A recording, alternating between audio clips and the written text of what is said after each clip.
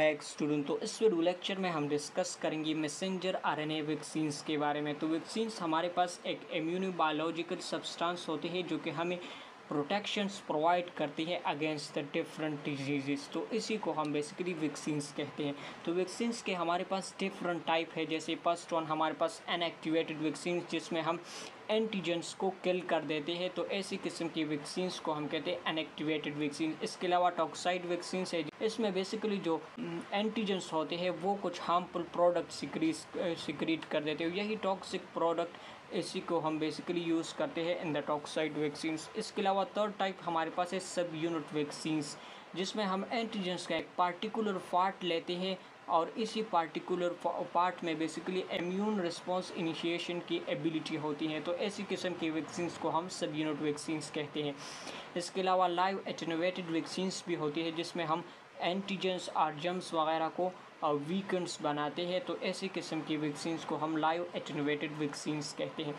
अब जो हमारे पास न्यू एंड रीसेंट जो वैक्सीन्स है इसी को हम कहते हैं मैसेंजर आरएनए वैक्सीन्स। और यही मैसेंजर आरएनए वैक्सीन्स की टेक्नोलॉजी को हम यूज़ करके हमने कोविड-19 की भी वैक्सीन्स बनाए हैं। तो देखते हैं कि मैसेंजर आरएनए वैक्सीन्स के एडवांटेजेस क्या होती हैं।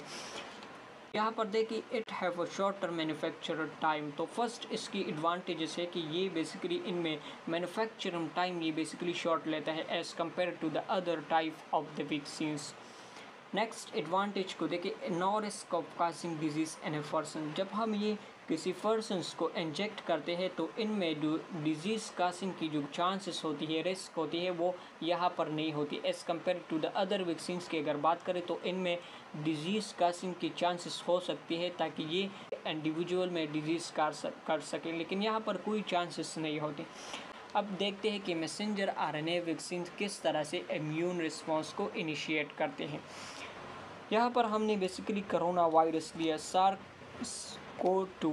तो ये इनका बेसिकली जेनेटिक मटेरियल प्रेजेंट होता है इनसाइड, ये इनका प्रोटीन कोड है और ये इनका स्पाइक्स प्रोटीन्स है।